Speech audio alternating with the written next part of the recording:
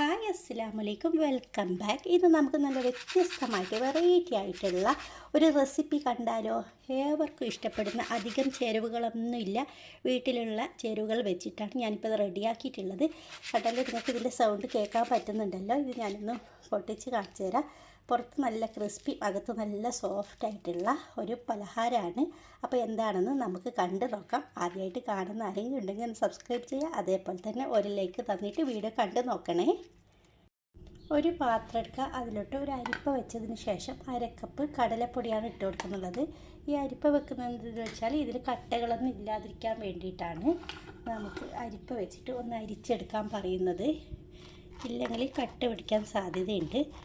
അപ്പോൾ എന്തെങ്കിലും അഴുക്കോ എന്തൊക്കെ ഉണ്ടെങ്കിൽ പോയി കിട്ടും. അതിനായിട്ടാണ് അരിപ്പ വെച്ചിട്ട് ഒന്ന് അരിച്ചെടുക്കാൻ പറയുന്നത്. കടലമാവിനെ എടുക്കാൻ ശ്രദ്ധിക്കണം. അങ്ങനെയിപ്പോൾ ഞാൻ അരിച്ചെടുത്തിട്ടുണ്ട്. ഇനി ഇതിലോട്ട് വേണ്ടത് 1/4 കപ്പ് കോൺഫ്ലോറാണ്. അതിട്ട് കൊടുക്കുക. എന്നിട്ട് വീണ്ടും നല്ലവണ്ണം ഒന്ന് മിക്സാക്കി കൊടുക്കണം. നമുക്ക് ആവശ്യമുള്ളത് 1 ടേബിൾ സ്പൂണ് മൈദപ്പൊടി. ഇത് ഇട്ട് കൊടുത്തിട്ട് വീണ്ടും മിക്സാക്കി കൊടുക്കണം. ഇനി നമുക്ക് ഇതിലോട്ട് ആവശ്യമുള്ള ഉപ്പ് ചേർത്ത് കൊടുക്കാം. പിന്നെ നമുക്ക് ആവശ്യമുള്ളത് 1 ടീസ്പൂണ് കുറച്ച് താഴെ മുളക് പൊടിയാണ്. ഞാനിപ്പോൾ കാശ്മീരി മുളക് പൊടിയാണ് എടുത്തിട്ടുള്ളത്. ഇതിനധികം എരിവില്ല. പിന്നെ കുറച്ച് ഇഞ്ചി വെളുത്തുള്ളിയുടെ പേസ്റ്റ്, അതും 1 ടീസ്പൂണിൽ താഴെ മാത്രം മതി. ഇതെല്ലാം കൂടി നല്ലവണ്ണം പെട്ടെന്ന് തന്നെ ഒന്ന് മിക്സ് ചെയ്തിട്ട് വരാം. ഇനി ഒരു നുള്ള് മഞ്ഞൾപ്പൊടിയും കൂടി ചേർക്കുന്നുണ്ട്.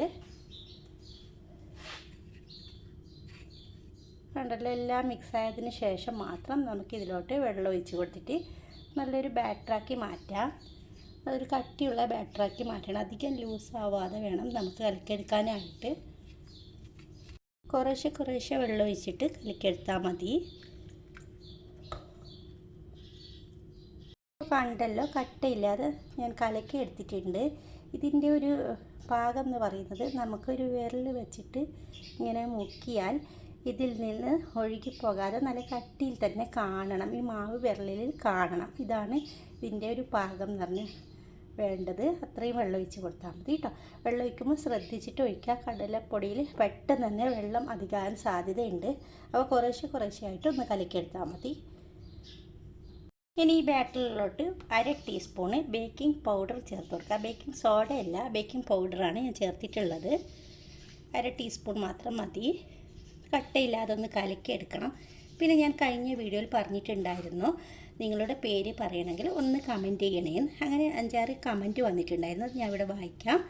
ഹഫ്സത്ത് പയ്യാവൂരിൽ നിന്നാണ്. പിന്നെ സെയിൻ കിച്ചൺ തൃശ്ശൂർ, ഫർഹാദ്, പിന്നെ ഷാക്കിർ അലി കണ്ണൂർ സിറ്റി, ഷാഹിദ വെച്ചിട്ടുണ്ടായിരുന്നു, സ്ഥലം പറഞ്ഞില്ല, ലുബ്ന.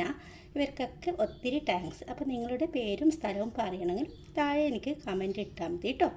അങ്ങനെ ഇപ്പോൾ ഞാൻ എല്ലാം കലക്കി എടുത്തിട്ടുണ്ട്. ഇനി നമുക്കിതവിടെ മാറ്റി വെക്കാം. നമുക്ക് ആവശ്യമുള്ളത് 2 പഴമാണ് ഞാൻ എടുത്തിട്ടുള്ളത്. ഇതിൻ്റെ തൊലിയൊക്കെ കളഞ്ഞിട്ട് നീളത്തിലൊന്ന് കട്ട് ചെയ്യണം.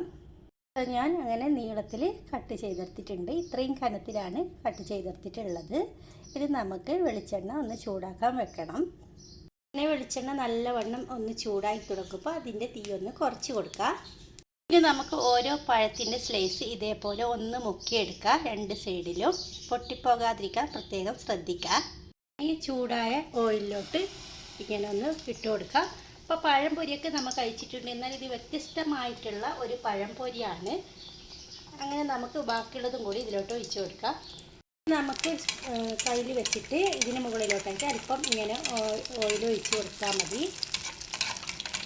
അങ്ങനെ നമുക്ക് തിരിച്ചും മറിച്ച് വിട്ടിട്ട് ഇതൊന്ന് ഫ്രൈ ചെയ്തെടുക്കാം.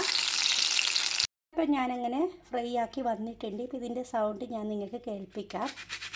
കണ്ടല്ലോ, നല്ല ക്രിസ്പി ആയിട്ടുള്ള, നല്ല ഹാർഡായിട്ടും അകത്ത് നല്ല സോഫ്റ്റ് ആയിട്ടുള്ള ഒരു പഴംപൊരിയാണ്. തികച്ചും വ്യത്യസ്തമായിട്ടാണ് ഞാനിതിനെ ഫ്രൈ ചെയ്തെടുത്തിട്ടുള്ളത്.